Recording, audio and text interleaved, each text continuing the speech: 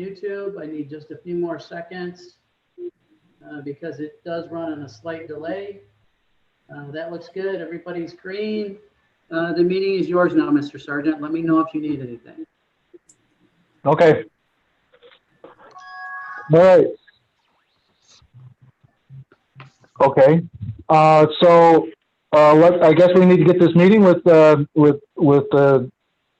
started with the pledge. So I guess we need our flag up.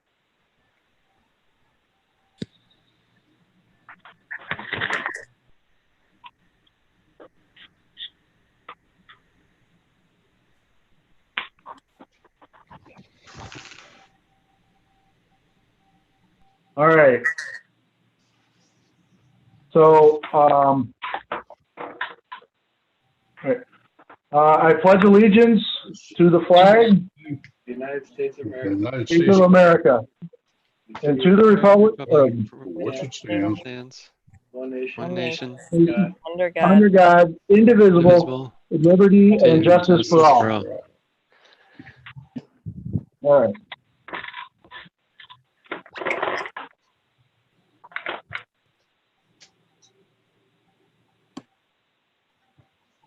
Let me.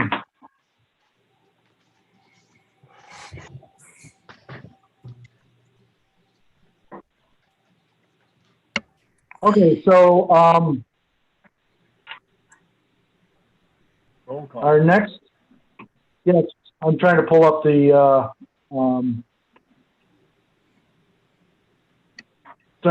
agenda here. roll call. Okay, roll call. Sargent, Here at times, Duff, here, Hurst, Here. Nye, here, Martini, Here. Scott, Here. Snyder. He's here. where'd he go? Muted. Snyder's on mute. Paul, you're on mute. Here. There you go. There you go. Okay. Technology. Okay. Now I've lost all the pictures, so what the heck?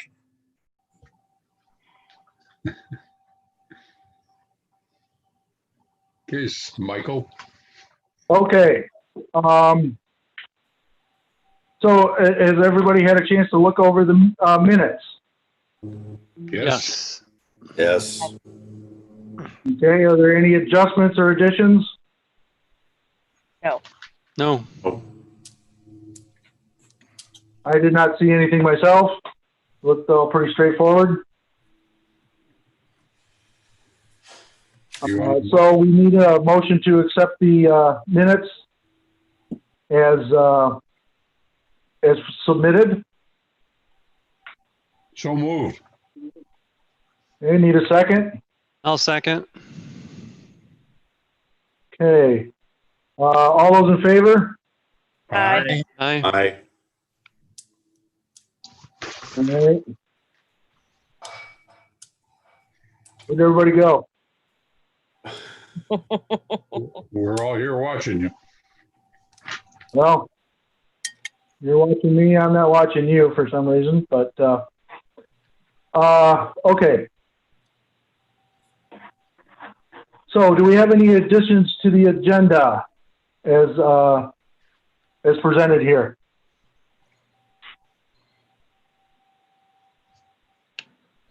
Nope. No, nobody wants to add anything to the agenda. I don't know if it's an add-on or if we can just ask Paul a question about all the algae in the lake. Yeah, that's what he's here for. Okay, just checking. Yeah, I think lake consultant update it'll fall under there. That's what I figure. Okay, good. All right. Let me ask this question if I could, Mr. President or Mr. Chair. Is Paul going to be moved up on the agenda if you're looking for an addition so that he might move out into the sunset earlier than the end of our meeting? He's well, he's under new business, so he's as far up as he can go. Okay.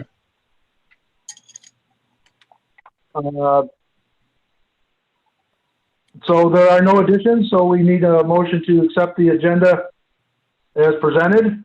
So moved. Seconded. Second, All good. all right. All those in favor? Aye. Hi. Aye. Okay. Now call to the public. Is there any public here that needs to be called on?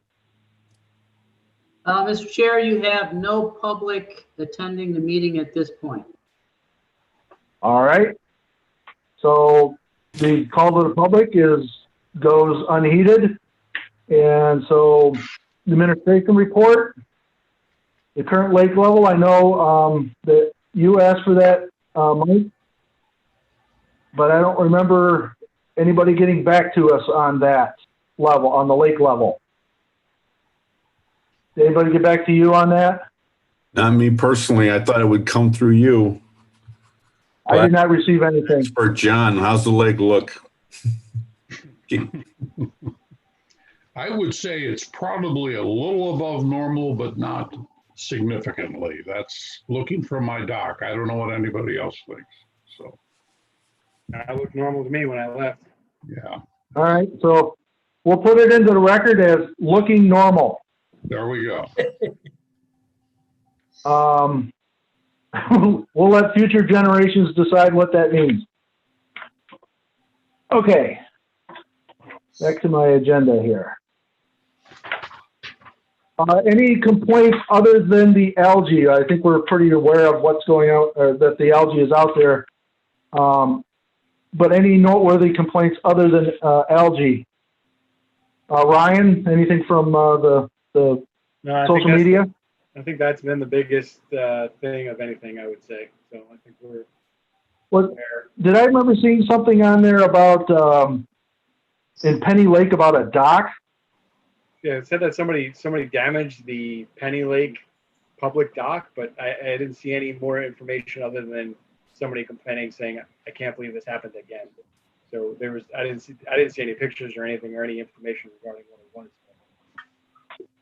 Yeah, I found that word again to be somewhat interesting, but so we don't have any more information. Nobody's heard anything more about this damaged public dock. Yeah, there was no information, and I guess I don't know if it's really public, right? Yeah, I was Yeah, gonna. where is there a public dock on Penny Lake? There isn't Well, one. I was kind of wondering that myself, but There's the I don't know. That's just Navy what the dock. post said. Is that the marina by the culvert over there? Is that what they're talking about?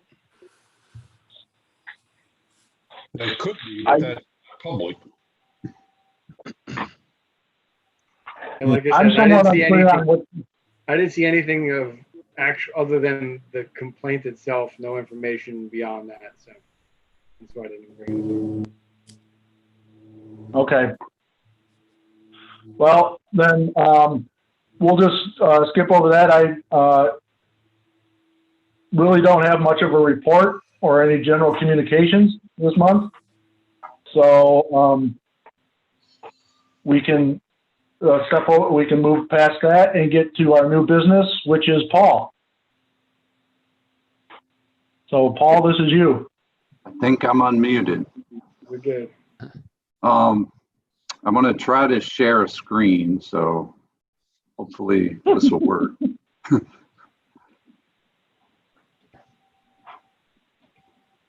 So does everybody see the May 6, 2020 treatment map? Yep. Yes. so- Yes. Yes. Okay, so I'm kind of going to go through these since the last time I met with the board. We had not done any treatments yet at that point. It was back in May. And I don't think you had seen the finalized maps at that point.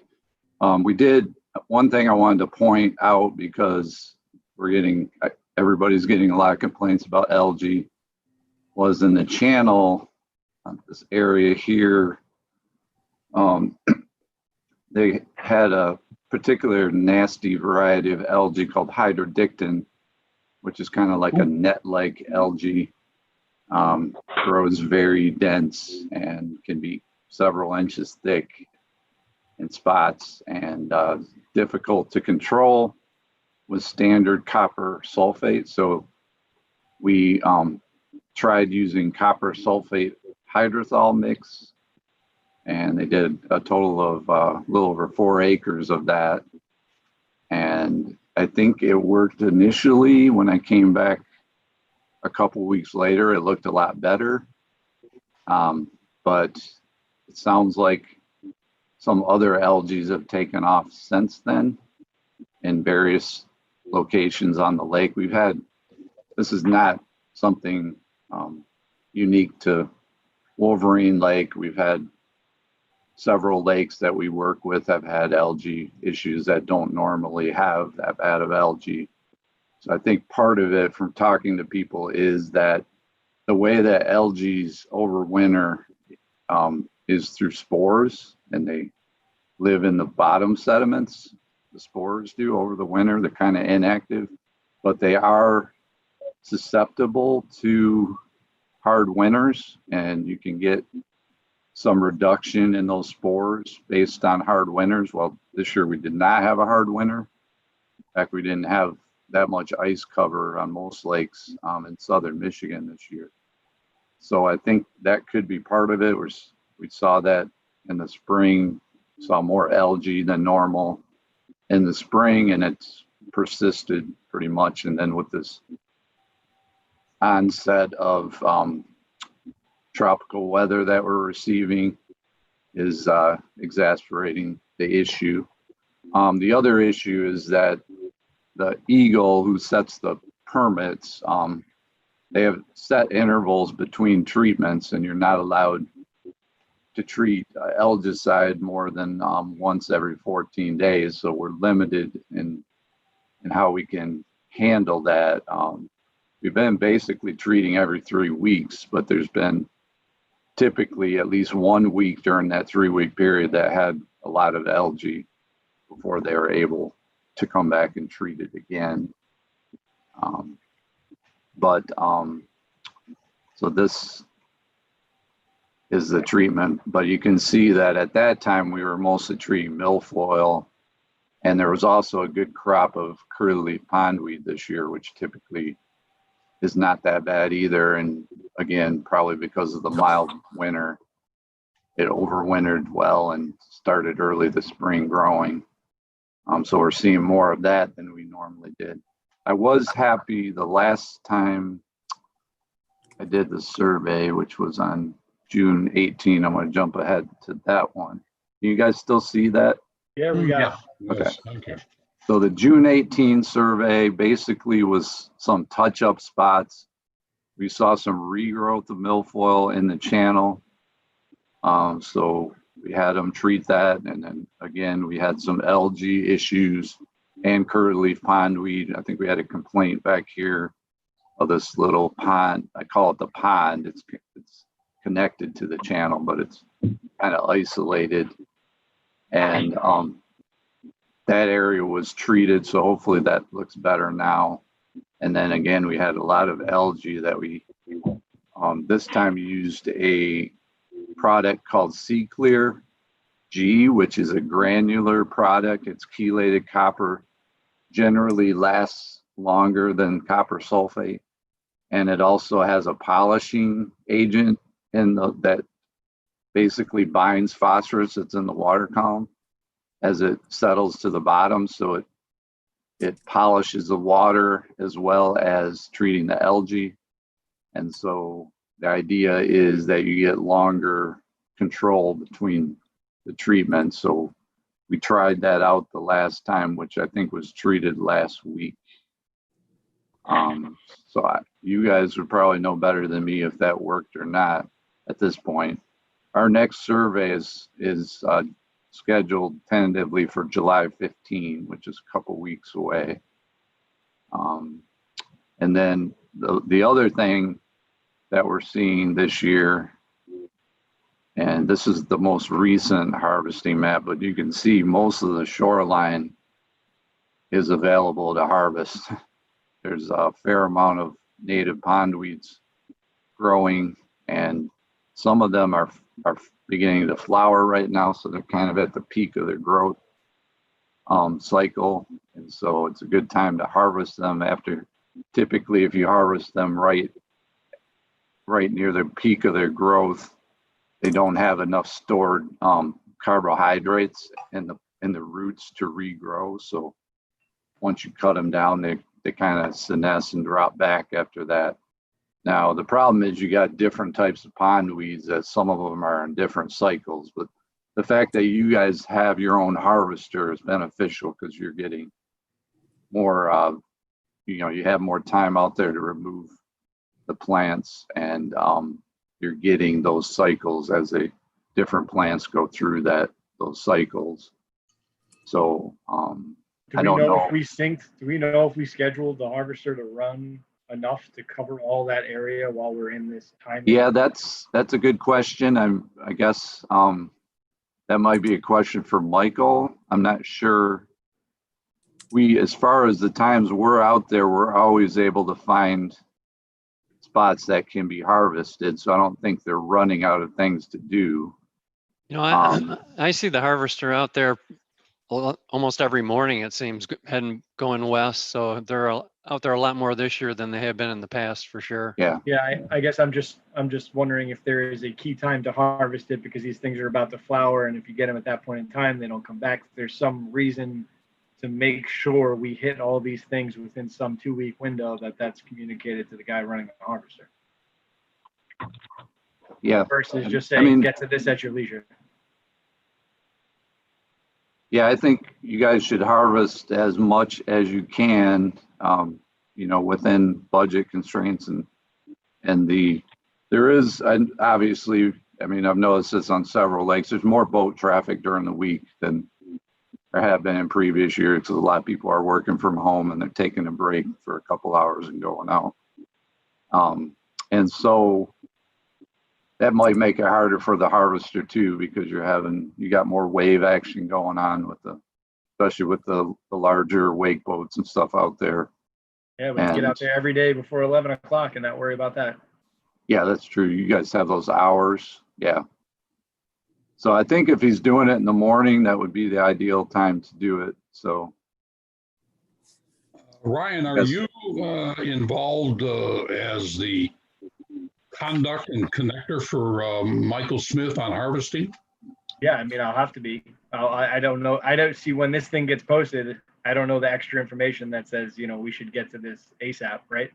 And then right now, I've been just trying to get Mike to provide the information of when the harvest is out and how many loads do they have. So he just got that up on the website, but we need to track it more clearly. Right now, it's just written documentation that Grant does when he turns in, of how many hours he ran and how much he pulled, but it's not plotted out over time where we could kind of track it in any kind of meaningful matters. So I've been asking Mike to get some kind of spreadsheet up there or something that's more useful, but it hasn't happened. But I can do it if it doesn't happen. Well, like maybe you could sort of. This is more for you, Chair, than it is for me to say. But somebody should knock on his door and see if there's a way for him to communicate to the board by the same normal group email that the harvester schedule for this week is as follows. Bang. Yep. That might solve that issue. Yep. Understood. If you don't mind me interrupting Paul again, and with recognition, Mr. Big Fish, that I might ask this question. If you could, Paul, go back up, and you don't have to do it physically on your map. We have it in front of us. Catherine, I think I see her here, is in charge. We're trying to make and have the budget to move forward to do something in that canal on a study basis. Now, one of the first things that we've continuously discussed is what is the first step. And part of the first step, in my mind, normally is a sedimentation testing. Are you available as a coach to this board to help us move through the series of steps that should be moved through to determine the condition of the canal, what we can do to lower the amount of algae blooms. And of course, aeration is one of the things mentioned. Just for your background, and I know you know this, Paul, is that the link of the culvert coming in from Penny Lake into that canal is under engineering study in terms of doing some form of dredging or removal of sediment in there to try to increase water flow. Right. But I think in years of experience, you've probably helped other boards, and I'm asking if you can do that with this board to lend us some of your professional expertise on what steps would be best to handle the question of not only the bottom, but the general flow in that canal. Or are we barking up the wrong question, wrong person? No, we've done some studies like that before. I can probably put together a proposal for you guys to mull over, and of course you're welcome to get other quotes too from other firms that do that type of work. Okay. But yeah, I think you guys are going down the right track there with trying to increase flow through the channel. Obviously, moving water does not grow as much algae as stagnant water does. And I think there is a tie to the sediments too, like you say. And I don't know if you talked about dredging, but the sediment composition would be important if you were doing that too. You're going down that route. Yeah, I certainly don't want to override Catherine wherever you are, Catherine. And No, that's exactly what we need to do. We need to figure out a way to create water flow through there, whether it's with some kind of aeration or some kind of whatever, right? But we need to either talk to Paul or some other people and just get their ideas and their thoughts on this. Okay. So, Paul, you can put together then, as you said, a proposal, correct? Right. All right. Right. Mr. Chair, do we need any kind of motion from the board to authorize Paul to move ahead for that proposal? There's no money being spent, correct, Paul? Or do you need something to initiate a full proposal before? No, there wouldn't be any money involved in putting together a proposal. No, that's what you're asking. Right. Okay. I guess for the record, we're asking Paul to put together a proposal and for some form of study on the canal, rendering not only direction on sediment, possible clearance and flow increase, but how it might impact algae blooms and et cetera. It doesn't have to be that intense, Paul, but I'm sure it'll help the board if some of the people who can continuously come at the board about algae in that canal know that we're making some forward progress in studying it. Yep. Yeah, I agree. Cool. Thank you. I'm done. just my own personal observation over the last couple of weeks, I had, and the same guy that's, he's basically at 104 on this map. Yeah. That he's got he basically lives in stagnant water. Yeah. So I exchanged a couple emails with him. I got my hands on, like I said, last month, I got my hands on one of those aqua blasters that just moves a ridiculous amount of water that I've been running in front of my house. And, Paul, I had emailed you maybe a couple weeks ago that just saying, hey, look, it looks like the algae is starting to kick up before everybody started complaining. You could see it in patches here and there. And when we had last seen that, basically 5-6 days later, it started getting really bad. But I had been running, basically when I had emailed you that, I started running that aqua blaster, and I was pushing a lot of water back by my house. And to be honest, it didn't seem to change much of anything as far as the algae is concerned. It seemed to keep coming, and moving the water seemed to just bring in the algae from everybody else's shoreline. So I'm up at maybe 169, 168 in that area, and I was basically just sucking algae in from all over the lake back to my house. And it was getting worse and worse, and that guy at 104 was complaining that his whole area was algae. And then we had one day of rain and a break in the heat, and the algae back by my house probably reduced by 60%. And I talked to that guy directly, He said it was probably I don't want to misquote him, but it was I think he said 75% reduction of the algae behind his house within 2 days of having a little bit of rain and a break in the heat, with no other conditional changes of increased flow or treatment or anything. It had gotten exceptionally better, right? So some kind of linking of the long spells of no rain and the high heat, and better coordinating that with our treatment plan. Or at least with our surveying, right? If we see that it's going to be an extended period of time of warm weather with no rain, maybe we need to get the surveys done more frequently, because maybe we could preemptively treat that stuff, or, but it does seem like it's extremely weather dependent, because everything seemed to get a lot better as soon as the weather broke for even a couple days. I do have a question, Paul. People have been asking me if any of this algae is due possibly to fertilizer, like because nobody was taking care of their lawn for such a long time, and then maybe everyone fertilized at once, kind of a thing. That's a possibility. Be a little anecdotal or like a slim speculative to say. Right. It was. I'm sure if more people fertilized in a shorter amount of time closer together, it might not help the situation. Right. And the professionals doing it, they're going to minimize the amount of fertilizer that they have to put on because it costs them money to put fertilizer on. Yes, a lot of people use the approach of more is better. So, which is not always the case with fertilizer. So yeah, that's a possibility. I can't, like I said, I can't really speculate that was the cause of it, but it definitely could be a possibility. That I think, like Ryan said, I think the weather's the overlying determinant force behind algae growth. And obviously water movement will somewhat impede algae growth, but I think once it's there and it's already formed and it's growing exponentially, going after the fact and trying to move water around isn't really going to solve that problem. If you're maybe did it more proactively over a whole season, it probably would have a much greater effect than. Yeah, maybe if you had the water movement before you possibly had a chance for a bloom. Right. Because the spores would, obviously congregate or multiply in that same spot.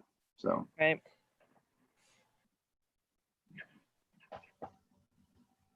Any other questions? Would the amount of midweek, for lack of a better term, boat traffic maybe have stirred up more nutrients than usual? Yeah, it can. The way it does that is when the sediments get stirred up. The sediment in most lakes has a much higher concentration of nutrients than the water column. So through osmosis, when the sediment is stirred up, some of those nutrients get released to the water column. So yes, the short answer is yes, that can happen, and it can increase the amount of nutrients in the water to be available for algae growth.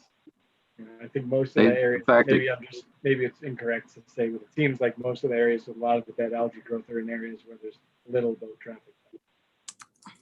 Yeah. But that doesn't mean that the nutrients wouldn't move into that area after being stirred up in the boat. Yeah. Once it gets suspended in the water column, it would move over. Yeah. It could be used by the algae no matter where it originated from.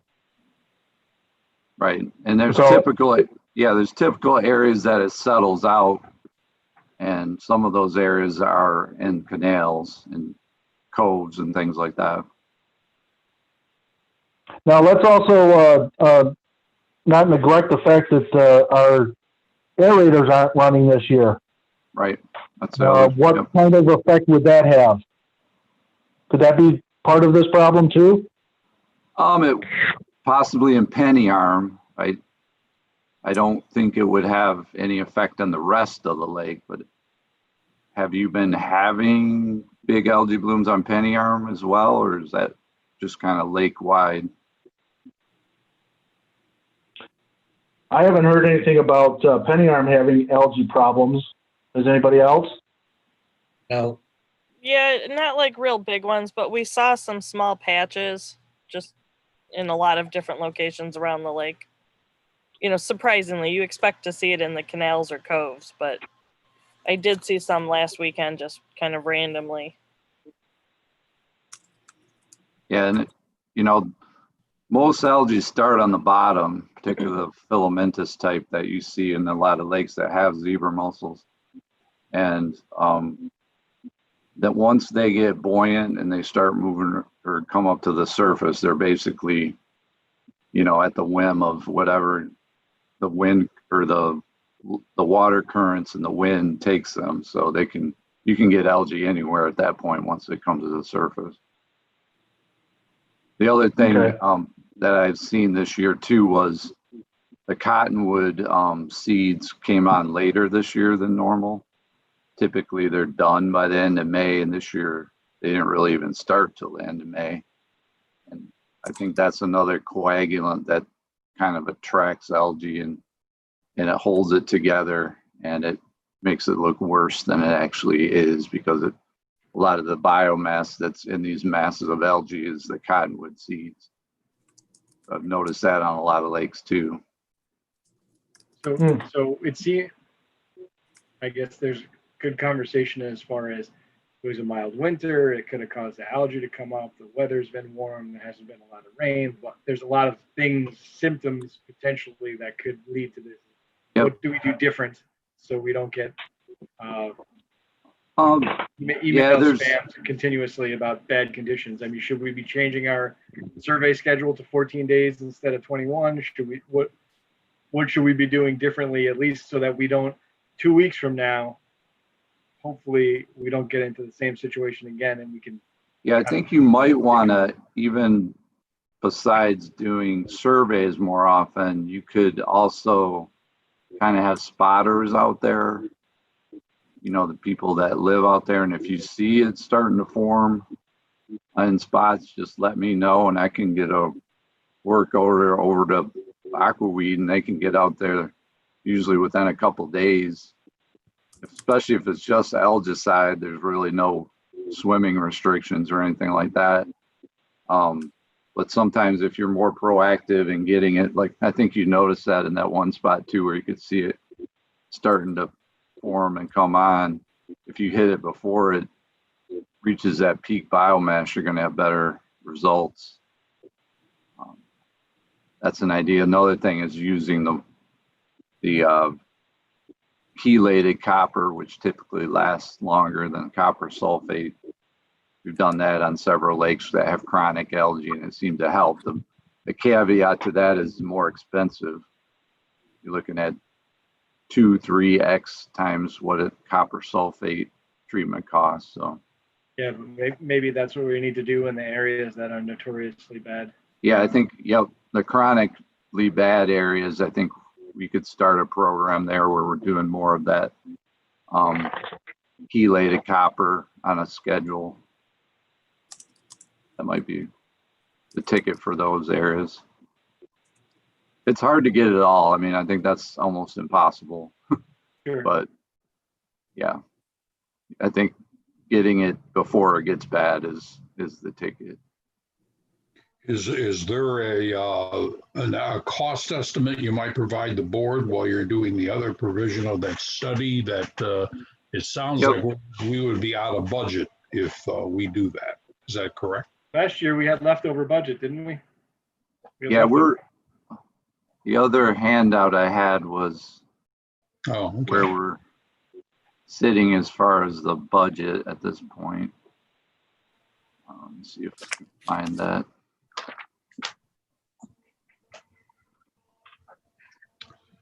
Paul, while you're looking for that, I had a question for you going back about, I don't know, maybe 8 or 10 years ago. One of the things that the board looked into were some of the, for the lack of better descriptive terms, the oxygen or air injection nozzles that they use in treatment plants, where water is run through a nozzle and there is appendage to that nozzle that sticks above the water level. And as the water pressure is running through a line, it brings oxygen into the line and the water, and it's distributed through the tank. Have you ever seen anything like that put together in any lake? You're talking about on the treatment boat, or are you talking about, I'm a little confused on the, Okay, well, I'm talking about in water treatment plants when they have their tanks and they're trying to put okay. oxygen into their tanks, they will attach a nozzle to a water line in the tank. Watch that nozzle has a split line going above the surface. So as the water pressure is running down the line to continue flow in the tank, it's bringing in oxygen from above the surface. Now, we do have a pump, as everybody knows, down off of Helmsford there. The only difficulty we ran into is if we were going to put in, let's say, a 30-foot line and pumping, God knows what that pump throws out. I think it's somewhere around 250 gallons a minute.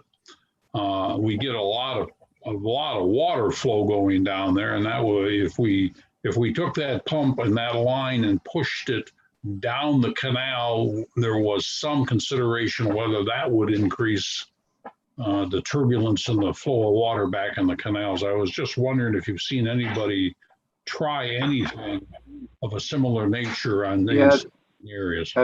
I've seen smaller scale individual property owners using like a, for lack of a better word, a blower type, where they're blowing not high velocity, but fairly substantial velocity in and around their docks to basically blow the algae away from their swim area. And it's effective. I don't know what the permitting is for that, or if there is permitting for it, but I guess the concern would be the sediment. If you're moving sediment around, I think that's what the state's concern would be, something like that. I mean, that's like this aqua blaster thing that I have at my house that I borrowed. It's basically a 1 horsepower motor connected to a fan that just flows a ridiculous amount of water. Yeah, and I don't think the state's gonna come after you for something like that. But if you're, doing a 250 gallon per minute pump, they might that might raise their ire a little more. Or they might probably would have to get some sort of permit for that, I'm guessing. Okay. I'll let you go on to your next slide. I'm done. Yep. So this is just kind of the dashboard that shows how much has been used, which is the green column over here, and the kind of light blue or gray slate column is the budget. So we basically, sorry that it's kind of small, but we've still got over $40,000 in the $75,000 budget for plant control. So I think we're doing good at this point. I don't think it's a concern at this point that we're going to go over budget or anything. Excellent. So for the new stuff that you added that you thought was more of like a longer release, you put that, I don't remember on the map where you had put that. I think it was back in the canal area. Yeah, so it was, let me see here. But it wasn't necessarily by our one problem. Yeah, that's kind of this hatched or crosshatch here. Yeah. The greenish crosshatch. That it's called copper sulfate pentahydrate. It also has lanthanum, which is a polishing agent, similar to aluminum sulfate is another polishing agent, but this lanthanum supposedly is a better binder. It has more binding sites than the alum or aluminum sulfate, but it is more expensive too. So you're looking at the C Clear G is a brand name. I can send you guys a specimen label for that. That kind of explains it better than I am. But it's at 50 pounds per acre is kind of the maximum allowable rate in Michigan that you can apply it at. And we've used that this year on your lake and other lakes this year, fairly successful. It also works on starry stonework. But what it does, it basically lasts maybe 3 to 4 weeks, where the other treatments may last as little as a few days.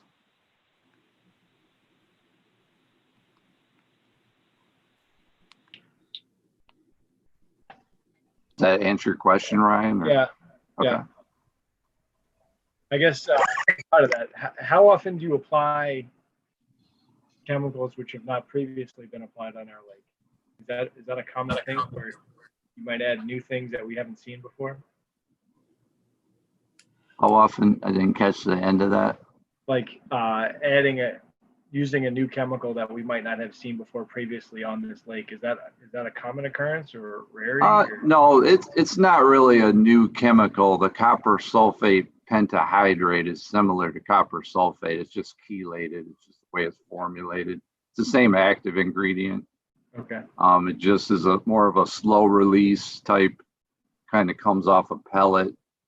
So rather than just adding active copper to the water, which is gone within a few minutes, it'll last days before it dissolves completely.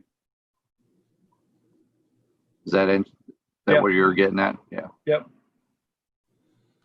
Yeah, the other herbicides that we've used, there's really nothing new. I think we talked about last year we used a newer herbicide called Procelicor, which is very specific for milfoil. And that seemed to be pretty effective too. I think we have had better control on the milfoil this year than last.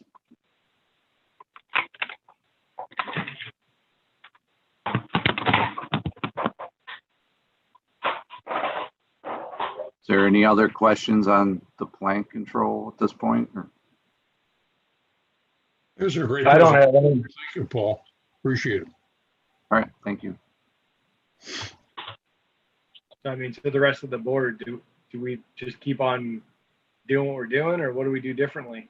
I mean, do we have surveys more often? Do we have this just wait for the email complaints to come in and then start running from there? Or Well, maybe what we do, Ryan, in line with what you're saying, is to go back to the complainants and tell them that this meeting was held, and the first and best thing that they can do is to come to us early, and that we can react faster.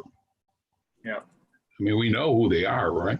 Yeah. Oh, yeah. I know. And we also know that the complaint, although as impossible as it may be, is to get out of the reaction business and get to the proactive business. Yeah. Right? So we're basically saying, help us shorten our reaction time versus saying, through some kind of observations. And like I said, I don't know.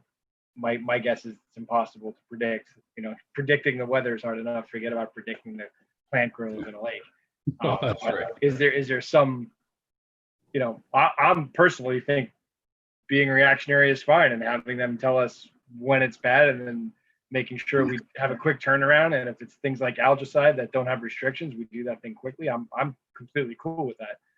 But I just don't know if that's the best answer we can do, or if there's things we do differently, or we take some preemptive steps here and like I said, we survey more frequently or something. I'd just like to make a comment. Our next survey is going to be middle of July. Correct. Is there any value to bringing that forward? I mean, Paul, do you know at this point exactly how effective or non-effective your algicide has been to this point? Yeah, it's been effective in the short term. I think the problem has been that it's been recurring in some of the areas, and that, as Ryan said, is a big factor of the weather. and Well, what we're we're about ready going. to come into 90 degrees for. Yeah. the I mean, week, so. I can definitely move. I will be in your area next week. I can move a survey. Then I will be there the week after. So I can definitely move it up from the 15th. Well, I think that bottom line is that it's always better to look proactive than to look reactive here, especially with the amount of how quickly the complaints can get out of control. Right. So if we can get if we can get more surveys in and make it look like we are being more proactive than reactive, I think that only benefits us. Makes our jobs a little easier here. I think so. And is there any benefit to any of us taking pictures or gathering pictures from people and sending them to Paul? Just so that he has an idea of whether or not his stuff is working long term or working short term. Yeah, that can be helpful, Catherine. Yeah, I mean, if it's not such a big deal, a quick email once in a while, just it might make you better prepared when you come back out. Yep.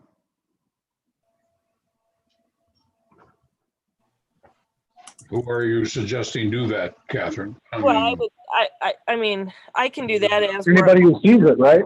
Yeah, well, that's true, but again, trying to find one or two people who will take responsibility to send that information is important, isn't it?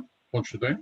Yeah, but definitely I think between Ryan and I, we seem to be out there, or even Doug's able to be out from his side of the lake. I mean, I realize the canals are always going to have an issue, but like I said, surprisingly, the main lake had large patches of algae that just, when we would go out, seemed to get worse, right? I don't see a lot of the lake frequently to know that there was really a big dip. But, I just think maybe if any of us hear of any significant complaints, could just once in a while email Paul and say, hey, just that way he might have an idea, or just kind of helps us also help him. Yeah, I think it is helpful, Kathy. You guys are out there more than me. Obviously, you live out there, so Right. Especially with algae, that can change from day to day, literally. So, yeah, it's helpful. That doesn't guarantee that you see it, send me a picture, and then 2 days later I go out there and there's a big wind event or rain or something that could be completely different. But And that's possible. I mean, yeah. I think we're intelligent enough to know that things are going to change that quickly as well, but it might help you also understand maybe your past treatment worked really well or just worked so. Right. Give you an idea of maybe next time you can, try something different or apply it different or whatever. Okay. Yeah, I think that's a good idea.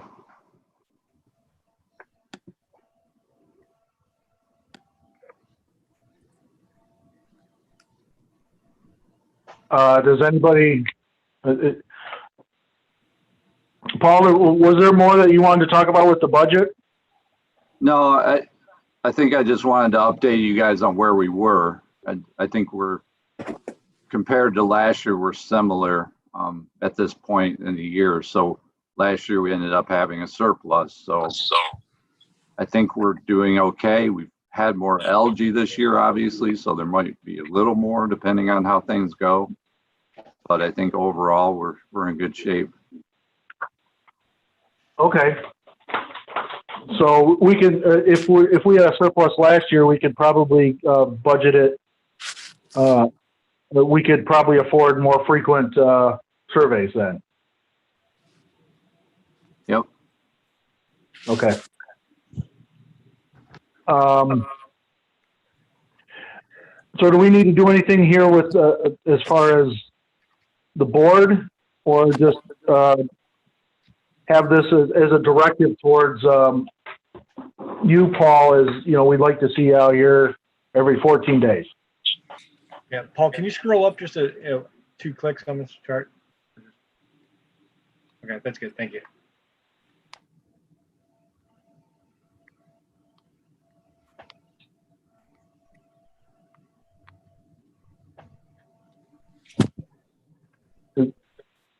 Is that what is that what we need to do here is direct more frequent, or is that something we need to pass up to the council?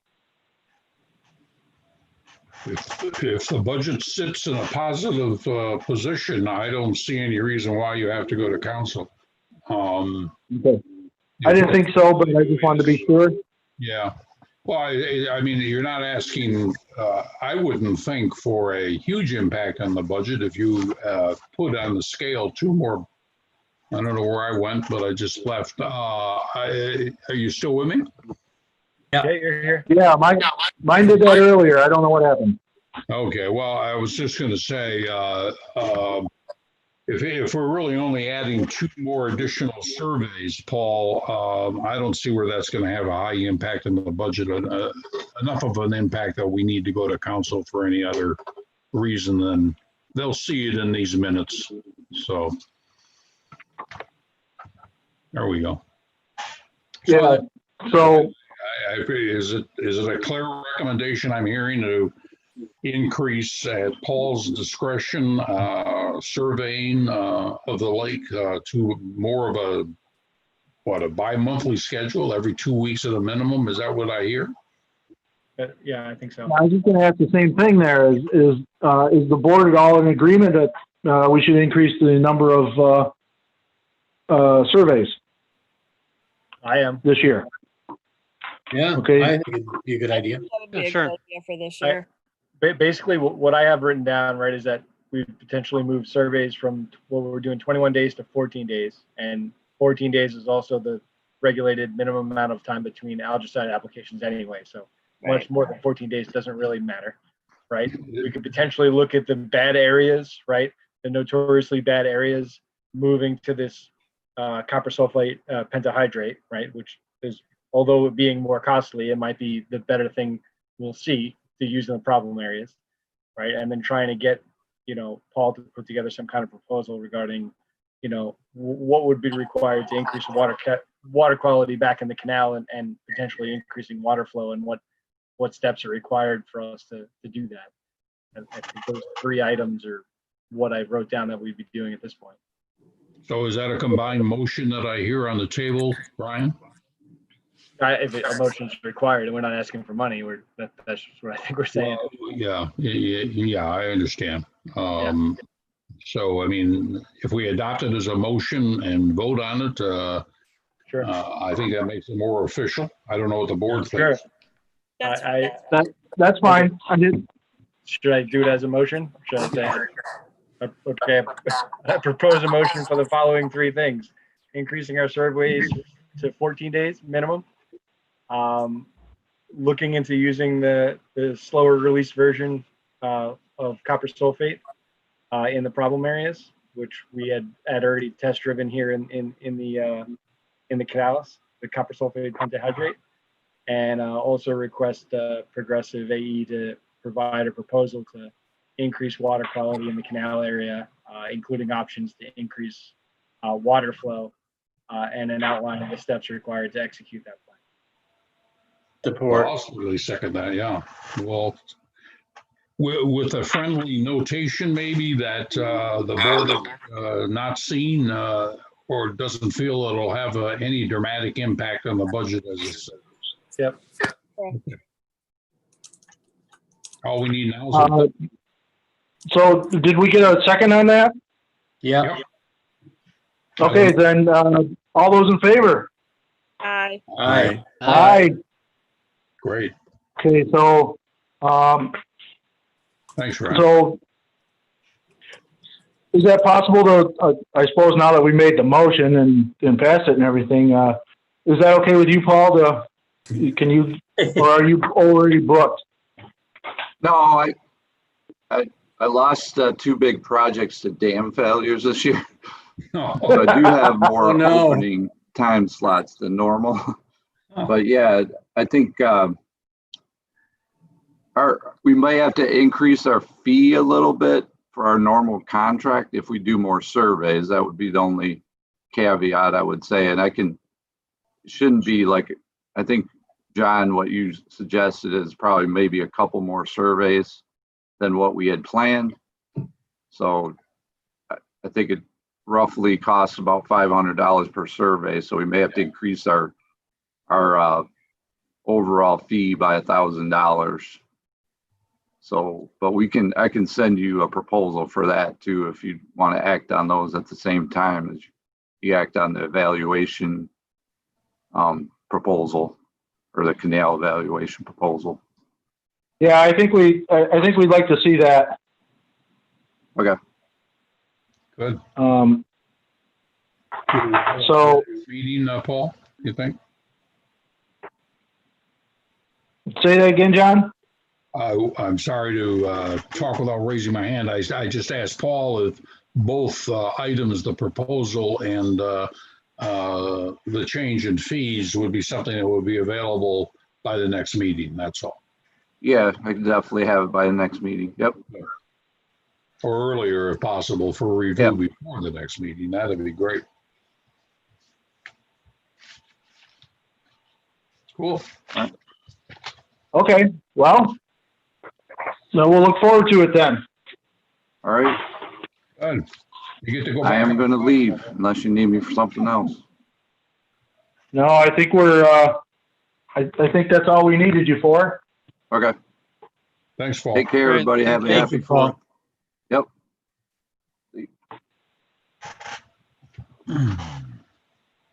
Okay, well, that was interesting.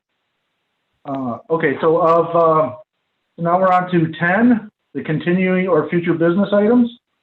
The harvester discussion, is that pretty much a dead in the water kind of thing? I mean, as far as the replacing the harvester, yeah, that's kind of dead. But basically we said we would monitor, which we're still attempting to do, how often it runs and how much it's pulling out, and see if it's using the full capacity before we try to make a decision going to the lower capacity. So this was basically a monitor usage this year and reevaluate after the summer. So as far as the harvester study, that's where that is. I think coming out of that previous conversation, we probably need better communication between Paul and maybe myself and Mike and the harvester operator, as far as if there's a window of time that we need to harvest everything, we should track that. And I also, just looking at the harvester reports, we have a nice map that says here are the areas that you should harvest, but we don't have the equivalent map that shows the areas that we did harvest. We probably want to look into something that puts it together. Ryan, I talked to the harvest operator. Yeah. And he was telling me he gets out there every morning. I don't know what time, but he does 2 loads a day. Yeah. That's what he was intending on doing. Yeah. Based on that that map that we just saw, I actually sent Mike a note about maybe having Grant come to one of these meetings or Zoom in our case, to maybe we could at least talk to him about how's it going. And, you know, we always have a lot of questions about the harvester, and maybe we could actually get some idea either from him or from Mike, the administrator, just exactly how often is he getting out there, and what, like you said, what's the map look like? Yeah, I mean, I'm looking at the reports now. I mean, most of these things are looking like running 5 hours and it's potentially one load. I don't see any in the reports that are indicating that 2 loads are being done at any given time, but it looks like he's running 5 hours. He ran on the 4th, he ran on the 5th. This is June now. 4th, 5th, 8th, 9th, 12th. So running frequently for sure. But yeah, I think getting some kind of map tied to the map that Progressive is also requesting and making sure we're getting the areas would be a good thing. Is there a GPS unit on that harvester? Yes. There is. Yeah, so can he record that then? I don't know. I'll work on it. I'll work with Mike and Grant, I think, is the harvester driver, and see what we can. Okay. I mean, even if the report, if instead of the report, him right now, if you looked at the reports, it basically says, you know, where did you go? And it would say, you know, areas worked, and it says shoreline, right? Like, that's not ideal, right? We should take the exact same map that Progressive is requesting and run a highlighter through the areas that they ran it and post that. It would be way more informative than simply saying the shoreline. So I think some small things. I agree. That's why that's why we have, if we can get the GPS coordinate, what the operator did from the GPS unit, then we can put it into a GIS map. And not that I have the skills to do this, but I know there are people out there that can, and generate just that, Ryan. Yeah. Yeah. I mean, I'm sure when he goes out, he must have a printout of what Paul has asked him to do. We'll figure it out. Yeah, I think getting some more clarity on exactly where it went, but I can tell you for sure, a lot more people are seeing a harvester out and they're not disappointed about it. So it's running frequently and people are home to see it finally. So they believe it happens, where even previously, if it ran frequently and they didn't see it, they didn't believe it. So I think there's some belief that it occurs, which is good. Yeah, and I haven't heard from Ed, so that's got to be a good sign. So if, yeah, so that sounds like a good thing we got going here, Ryan. And so. Yeah, I'll take that. I'll try and work with Mike and Grant and figure out how we make modify the reports a little bit, and we should get Grant. It is Grant, right? Grant's the guy's name who runs the harvester. Yes. We could get him to come in and just talk about it one time. Yeah, I think that's a good idea. So we should ask him what we should do differently so he knows what the hell to do or whatever to make the operation more efficient, obviously. I know him well, and I believe that he's doing everything he's being asked to do. So if he needs to be asked to do additional, probably will have no problem doing it. Yeah, no, I have no doubt. But we should also get feedback from him if there's something that we need to do better or do differently or indicate to him something different that we need to do. Agree. Yeah, getting a feedback from the guy actually operating this thing can only help us. Yeah. So, okay, Mike, you have anything on erosion? No, but at some point I want to talk about the nasty red crayfish thing. So is that erosion or is that something else? That's probably technically a invasive species, but why don't we, since we don't have that on our, why don't we add that to this list? We talk about it every month. Invasives? Yeah. We could do that. Yes, we could put invasives on there. That's probably not a bad idea. So I know you know a lot about these things. Does anybody know if Wolverine Lake is supposed to have them yet, or what's the deal? Well, we got that thing from the DNR. It's like, is there something that we don't know? Last I knew, which was 2 years ago, they had found it in two places in the state. One was that pond that sits in front of the Sheridan in Plymouth. On two, is it Novi, Plymouth, something like that, on 275. And the other one was Sunset Pond in Vicksburg, Michigan, over by Kalamazoo. Currently, that's the only two places I know of that they found it. I could check with Ryan Kozatek and see if he's heard of anything more, or with the SISMA over on the BCK SISMA, which I still am minorly active in. So I can check with them and see if they found any more, but I don't believe that Wolverine Lake has yet been cited as one of those sites that has it. Yeah, what prompted all this is our neighbors across the cove. She thinks she saw one. She didn't take a picture or get it. I guess she saw a dead one, and she was suspecting that's what it was. So she asked me, what are we supposed to do? Do we have a problem here? So I kicked a note to Mike Smith, and that's when he sent the email blast out to everybody, just to be on the lookout. If you see anything, this is what you should do if you see something. So Well, I thought, after I got that picture, I thought I might have saw one dead too in my beach area, but now it's covered in dead algae, so I don't know if I'll ever find it. But it was a great big crayfish shell.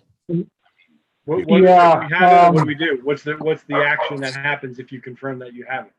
Well, I think what I want to know is, I was going to get a picture of it. If I can find it, I'll get it out of the water and get a picture, and I'll probably send it to Mike Sargent because he knows more about these things than anybody. So, Yeah, I don't know if that's a claim to fame, but there's a lot of native crayfish that are around. Primarily, the crayfish we see nowadays are Orconectes rusticus, or the rusty crayfish, and that's usually an olive greenish color. However, when they die, all sorts of things change with the carapace. right. So I think it's hard to make a positive determination based on a dead specimen without having an expert look at it. All right. Well, if I find it, I will set it aside and take a picture. An awfully big carcass, so that's what kind of made me wonder. There's two pictures that you should take, at least from my point of view, for identification. One is of the head and the thing that sticks out between the eyes. There's a little spiky thing that sticks out between the eyes. I forget the particular name of it. And then if you flip it over back on the abdomen where the tail is, the first segment there is where the sexual organs are. And if you take a picture of that, I can determine whether it's a male or a female. If it's a female, we're just kind of out of luck.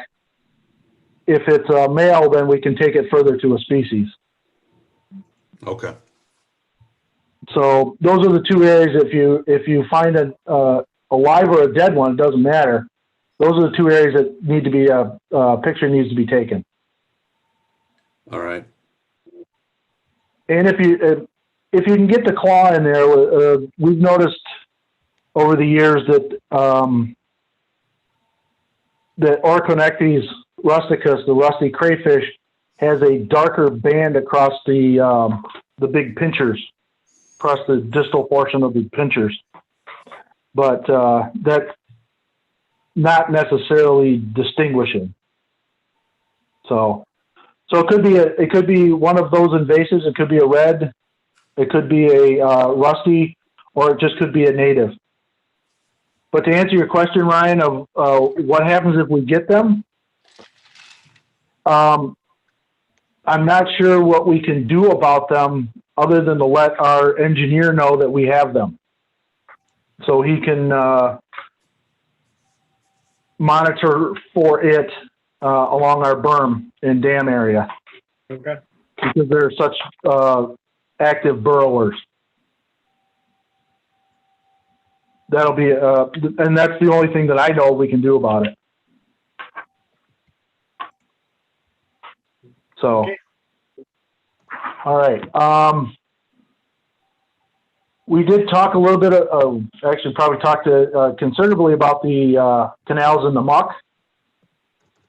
And Kathy, you were going to do something with, or you were asking the question about getting Paul to bring in a proposal, right? Or send you a proposal on helping us through that?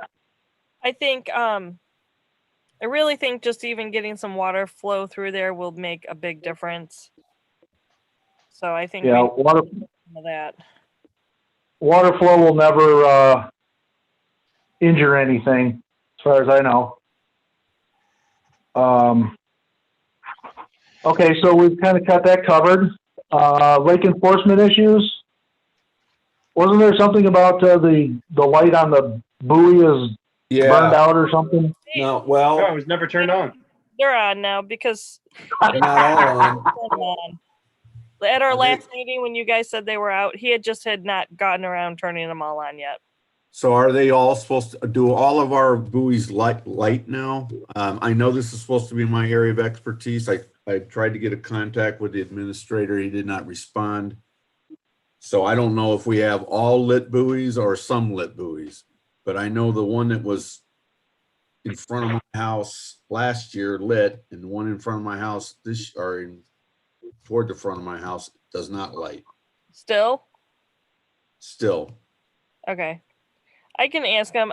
My guess is, Well, I can ask him. yeah, you can He ask didn't, him. he didn't respond to me. So my question is, does anybody know if all the buoys are supposed to be lit or not? They are, and when I talked to Andy last month, he just had not had his boat in the water to be able to go around and turn them all on. Okay, so they're all supposed to be on and working. Right. I think we have 5, right? I think so. There's 3 in Penny Lake and 2 over here. I believe that's correct. Nothing down by Benstein, right? No. Right. Okay, so, yeah, I guess I'll get back to him. I say, yeah. I say this is not related to that, but since we don't have a spot, last time we talked about fishing spots and we were talking about whether people can fish at road ending. Road ends, And yeah. they can, right? That was confirmed that they can. So Okay. anybody Cool. asks you where the public places to fish are, Benstein Bridge and every road ending. I did notice Okay. on one of the subs lots that they actually post no fishing on, but that's different from a road ending. Yeah. But you know what? Have you read did you read the signs that they have at the road ending? Yeah. So it says you can't do anything that would inhibit launching the boat, right? Entry. Yeah. But I Right. confirmed with Ellsworth. Yeah, but what it doesn't say is it doesn't say you can fish or not fish. So Yeah. that's maybe Yeah, that's that's why I just want to make it clear here, right? I confirmed with Ellsworth, you can fish at the road endings. okay. All right. Well, we'll go with that. Is Ryan, is this a pretty big deal about getting the fishing, public fishing things? Is that No, something? I mean, I think there was just a lot of commotion about, people wanting to be able to fish off Benstein Bridge, right? Off the walkway there. So what's funny is the person that was complaining the most, I messaged them and said, show me where you want to be able to fish. We brought it up and we might be able to do something for you. And they're like, oh yeah, I'll get back to you. And they never did. So it was like, Okay. how big, but there are other areas, right? I thought coming into last month, I thought literally the only place they could fish was over a 5-foot fence on Benstein, but that's not the case, right? There are more places. Well, there are people down by the canal at Schenken that sit on the culvert and fish all the time. Yeah. So, I mean, I think it would have been nice if we were if we at some point plan a renovation of that walkway. Yeah, Or it would if be we nice. get more information, it would be a good thing to have as a village, but I didn't get a bunch of feedback again. There was a lot of complaints and then, the typical, lots of complaints and not a lot of people offering up solutions. So. Typical. But at least there's one new piece of information is if people complain about no places to fish, tell them to go to all the road endings. Confirmed legal. All right. And that kind of reminds me, I don't know, I mean, this doesn't fit in there, but I know we had considerable discussion last month about the transponders. Was there any, I don't remember hearing any more about this. Is there a, Did we have a motion last time or not? We did make some kind of motion, I thought. we I did. thought we were gonna take it back to the board, bug them one more time. Yeah. Do we have that in the minutes from last month? We should have. I remember us doing it. Instead of asking for Yeah, it's an emotion. It's top of page 3. Recommend council to look into pricing and installation of transponders in the lake and have Administrator Smith and the engineer Powell look at installation locations. Motion carried. Yep. So did that go to did that get reviewed at all, John, or no? No, it did not. And as far as I know, the partial reason for that is that Mr. Smith and Mike Powell were supposed to communicate and have some conversation about what a direction should go, what direction we should go in. I'll follow up on that before the council meeting, okay? I'll get to Mike and Powell. I have the vet meeting tomorrow, and I think Powell's going to be there because we're going to put in the 5 flagpoles at the Veteran Memorial. So let me make a note to make sure I talk to him tomorrow. Okay, guys? And I'll get back to you through an email. Tell him Paul doesn't want to lose another lake. Yeah, there we go. Okay. Yeah, we wouldn't have to guess at the height of the lake if we had these. Yeah. We should be able to click on the website and tell you right now what it is. That's correct. Yeah. Okay. I'll give you an update before council as to, I'll raise it in council. So I'll give an update to you as to what's going to be raised as a motion in council. Okay. We'll be Okay. watching.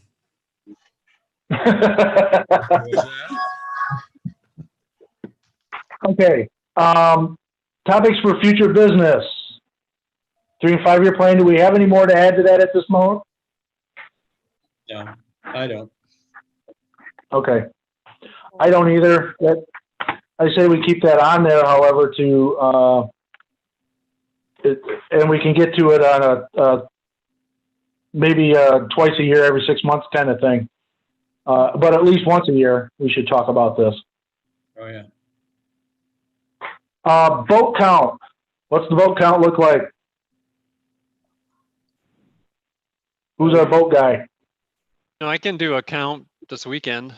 I imagine by now all the boats are in, so Doug is the counter of all things. yeah, hopefully I can count them right.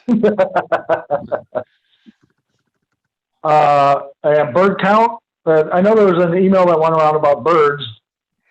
Yeah, it was almost 2 weeks ago. We got 79 of them, about an hour and a half's worth of time. So yeah, went really How did well. that work out? What do? You gather them up and then ship them out? Yeah, so the goose busters come and they bring a truck with some cages in the back, and we channel them up to a orange fence on the boat launch there, and they come up and they grab them behind their necks, grab them by the wings, and throw them in the cages. And I understand they take them to state land down by the border, Ohio border somewhere. So I think they took them up in Northwest Michigan or something this time. oh, they did. Okay. I don't remember. It was a release or something they did. Send them back to Canada. Yeah. Oh, Canada. Throw them in the Detroit River. Yeah, they're the only things that can cross the border right now. It is Canada Day today, by the way. That's right. Oh, it is? Give them 80 geese for a present. Well, all right. Well, whole Canada, right? As far as I can tell, we only missed 2 families, which is pretty good.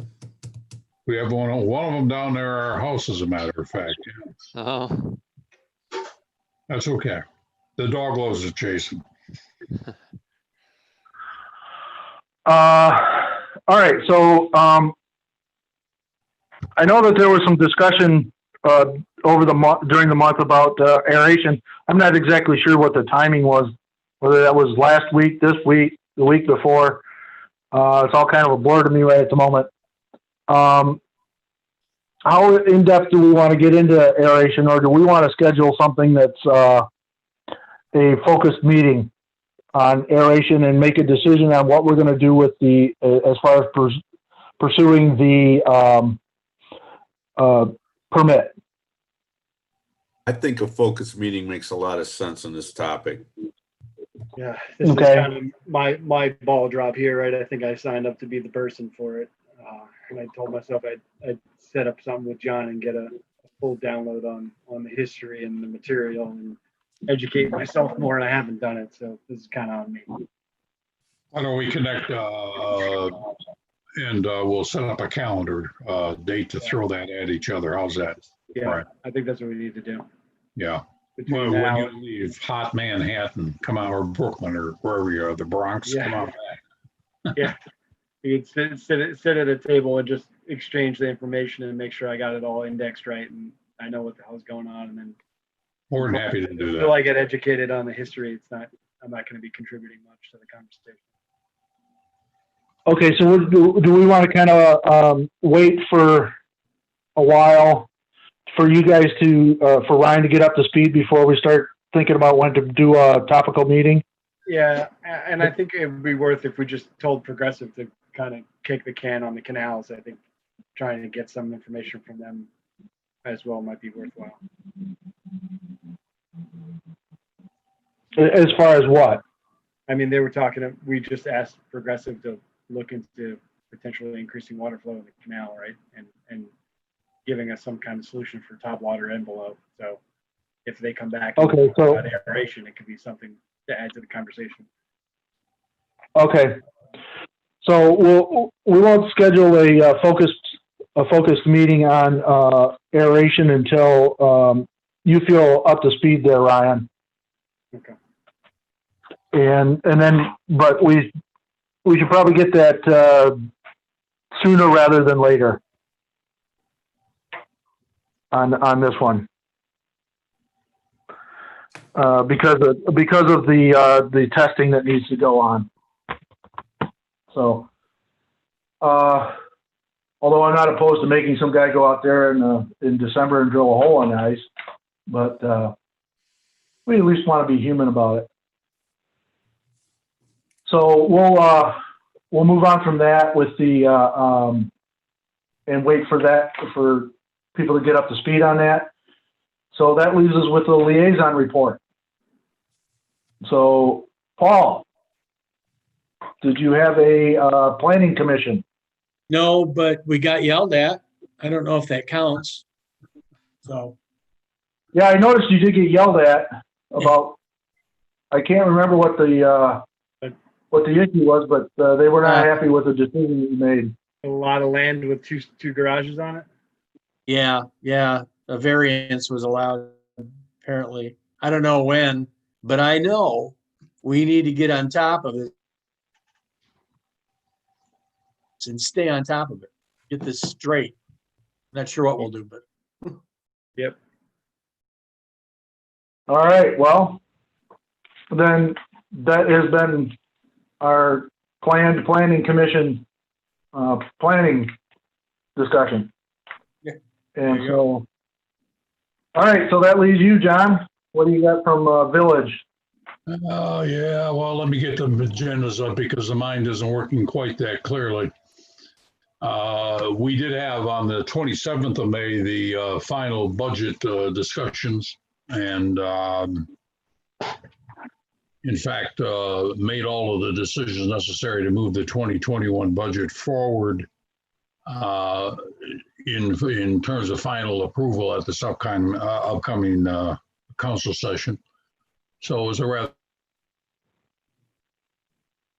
interesting discussion.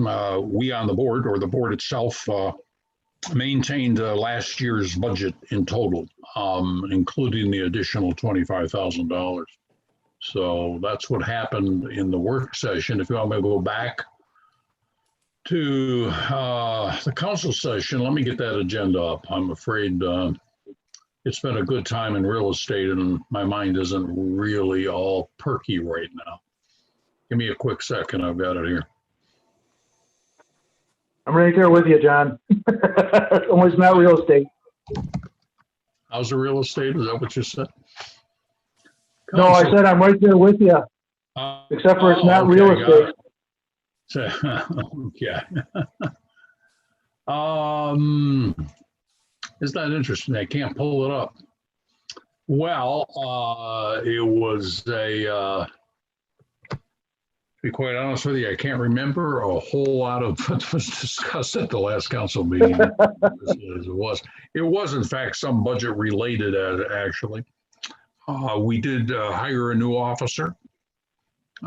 She started recently. There was a report when we talk about the police about the mayhem on the lake and some of the comments that were made by Steve think his last name is Ross. I think that's what Steve's name is. He's the guy that tends to be out there more often than not. Some discussion also as to whether or not there might be some, we did this maybe 4 or 5 years ago, 3 years in a row. We hired Oakland County to come in and do a drop boat quick patrol during the week, unscheduled drops. It was interesting. Oakland County was a little bit more enforcing than maybe our own police officers, and that's not a criticism. It was just that they operate with their own sense of what should and should not be done. But they no longer offer that drop, by the way. You heard me I'm trying to do this from memory, make the comment that the council, and tomorrow we should see the end result of the preliminary budget, but we are going to extend the parking lot along Glengarry and move the dirt necessary to begin the building of the war memorial in order to get more interest and finish the funding, which we're at 87% funded. We are going to put 5 flags up in addition to the American flag in a temporary position. In terms of other things, I don't remember any great highlights. Paul did make a presentation, sort of similar to what you see here, and everybody was happy with that. But I think I'll end there before the memory dump turns into the search for a can of suds. Hey, yeah, it is 8:34. It's awful close to pumpkin time, so we understand.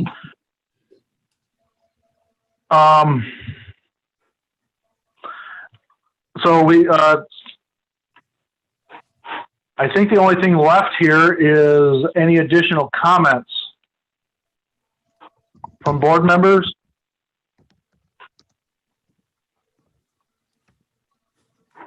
I'm good.